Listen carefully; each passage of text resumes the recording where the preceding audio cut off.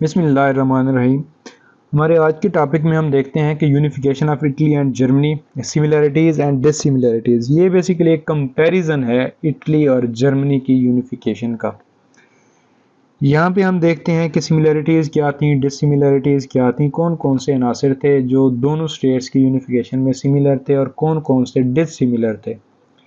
थोड़ा सा इंट्रोडक्शन देखते हैं। इटली जो है वहाँ पे किस किस का रोल रहा। मैजीनी का रहा, गैरीबाल्डी का रहा, केवर का रहा और विक्टर एमानुएल सेकंड जो पाइडीमोन का किंग है उसका रहा। ये 4 बंदे थे।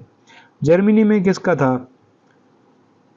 ये 3 लोग हैं, 3-4 लोग हैं। एक बिस्मार्क है, एक वोन रून है और एक वोन मोल्के है और एक किंग विलियम फर्स्ट है। कैज़र विलियम फर्स्ट भी बोलते हैं इसको।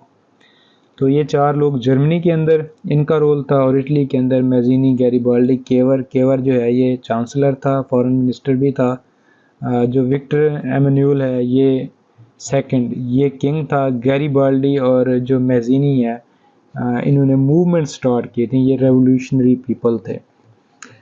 अब unification of Italy and Germany में सिमिलरिटीज़ देखते हैं, कौन कौन सी चीज़ें मुश्तरका थी।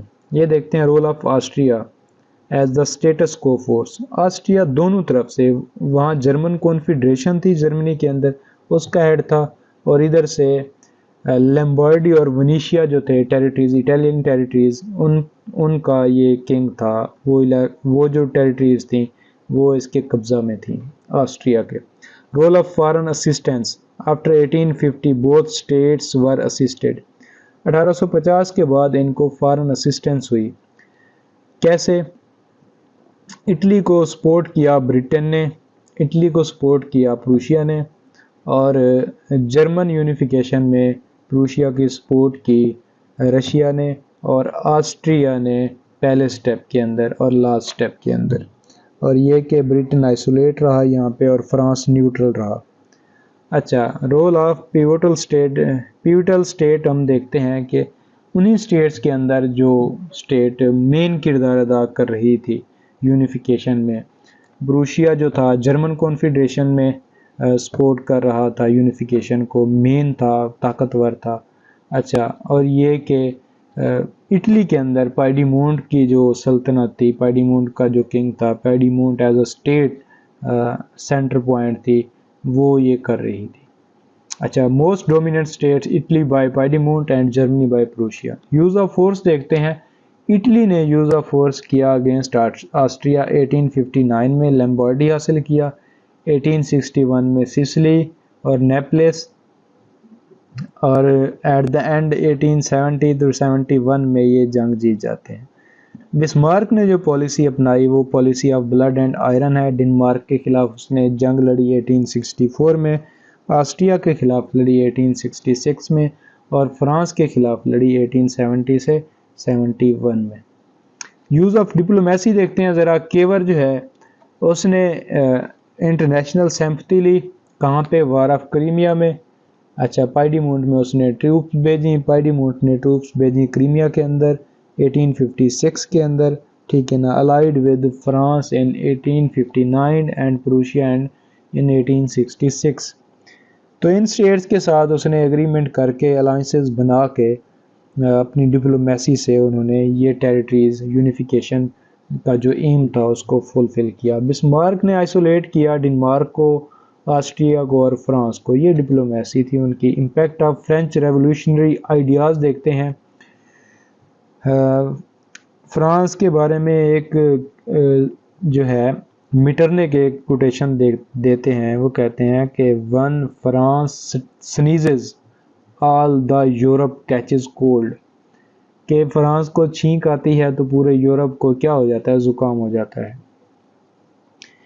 तो ये यहाँ पे वही सीन है। फ्रांस के जो रेवोल्यूशनरी आइडियाज़ हैं वो इटली में भी पहुँच चुके थे और कहाँ पे? जर्मन स्टेट्स के अंदर भी पहुँच चुके थे। Statesmanship of Cavour and Bismarck. ये देखते हैं कि लीडरशिप जो थी, स्टेटमैनशिप जो थी बिस्मार्क की और केवर की, वो बड़ी इफ़ेक्टिव थी। पॉलिटिकल भी, सोशो इकोनॉमिक रिफॉर्म्स भी, अच्छा, और मिलिट्री रिफॉर्म्स भी, ये सारा कुछ उन्होंने स्टेट के अंदर करके पाइडीमोंट के अंदर केवर ने और जर्मन स्टेट्स जो थी स्पेशली प्रूशिया के अंदर बिस्मार्क ने अपना रोल अदा किया, इनको इंटरनली मजबूत किया, स्ट्रेंथन किया। अब हम देखते हैं Franco Prussian war of 1870 to 71। इसका बड़ा किरदार है। फ्रांस के साथ वार होती है तो दोनों की यूनिफिकेशन हो जाती है। रोम से आर्मी निकल जाती है फ्रांस की और कब्ज़ा हो जाता है रोम के ऊपर पाइडीमोंट का, वहाँ पे यूनिफिकेशन ऑफ इटली हो जाती है। और फ्रांस के साथ लड़ाई के बाद प्रूशिया जो है वो पूरी इटालियन जर्मन स्टेट्स को यूनिफाई करने में कामयाब हो जाता है। लेफ्ट आउट फैक्टर देखते हैं, Nice, Savoy, Trieste and Trentino. Bismarck left out the Germans in Austria and Bohemia. Role of defiant monarchs. Defiant monarch का रोल देखते हैं तो दोनों साइड पे नेगेटिव रोल था सारे मोनार्क्स का। अच्छा, अब देखते हैं डिसिमिलरिटीज़ क्या थी, कौन कौन सी चीज़ें जो कॉमन नहीं थी ये देखते हैं। वो कहता है कि unification of Italy relatively tough then Germany, कि इटली की जो यूनिफिकेशन है कुछ कदरे टफ थी जर्मनी की निस्बत। Unification of Italy took longer period than Germany. सही है, क्योंकि यूनिफिकेशन ऑफ इटली बहुत ही लंबे अरसे से स्टार्ट थी। हम देखते हैं Machiavellian school of thought the Prince में वो इटली को यूनिफाई करना चाहते हैं, तो ये 1450 की बात है। तो अब आके 1871 में ये यूनिफाई होता है, 1870 में। Bismarck played a greater role than Cavour. Bismarck की पॉलिसी कदर इफेक्टिव है, केवर क्योंकि बाद में मर जाता है और ये कि केवर को सपोर्ट करता है गैरीबाल्डी स्टेट के अंदर, लेकिन बिस्मार्क को कोई नहीं करता सिवाय किंग के। अच्छा, more foreign assistant in Italian unification than Germany. हाँ, ये देखते हैं कि पहली जो वार है लैम्बार्डी किस तरह हासिल किया जाता है, फ्रेंच असिस्टेंस की वजह से। नेपोलियन सपोर्ट करता है। फिर केवर को गैरीबाल्डी सपोर्ट करता है। फिर ये कि प्रूशिया सपोर्ट करता है दो जंगों के अंदर। पहली किस जंग के अंदर, ऑस्ट्रिया के साथ जब जंग लड़ता है तो सपोर्ट करता है इटली को। और फिर लास्ट में जब फ्रांस से जंग लड़ता है तो उस वक्त फिर सपोर्ट करता है इटली को प्रूशिया। अच्छा, unification of Germany was on Prussian term.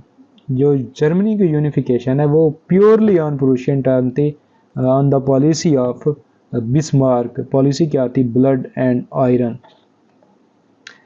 अच्छा, बर्लिन जो है उसका कैपिटल बनता है प्रूशिया का and became the capital of United Germany. और इसी तरह जो बर्लिन है जो प्रूशिया का कैपिटल था वही कैपिटल बनता है यूनाइटेड जर्मनी का। लेकिन इटली की जो यूनिफिकेशन है वो इटालियन टर्म्स पे नहीं थी। कैसे, इटालियन जो थे इटली ने थी on the expense of nice and स्वे। इटली की जो यूनिफिकेशन है उन्होंने नाइस और स्वे के इलाके फ्रांस को दिए, जिसके बदले में उनकी यूनिफिकेशन स्टार्ट होती है। बदले में वो कौन सी टेरिटरीज लेते हैं, लैम्बार्डी वाली टेरिटरी लेते हैं। अच्छा, फिर हम देखते हैं कि फाइनल यूनिफिकेशन जो इटली की है वो बड़ी पीसफुल थी, लेकिन जो जर्मनी की थी वो उन्होंने फ्रांस को ह्यूमिलिएट किया था, उन्होंने विक्ट्री जो थी सेलिब्रेट की थी फ्रांस के अंदर। तो ये था हमारा टॉपिक, यहाँ पे हमारा चैप्टर एंड हो जाता है।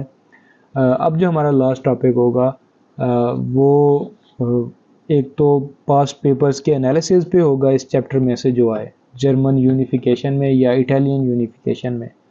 और इसके अलावा हमारे पास रिकमेंडेड बुक्स में से कोटेशंस होंगी, जो रिकमेंडेड बुक्स CSS PMS की हैं उनमें से।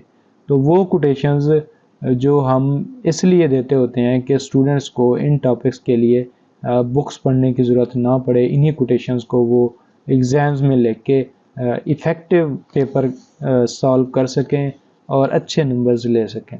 तो तब तक के लिए अल्लाह हाफ़िज़, अपना ख्याल रखिएगा।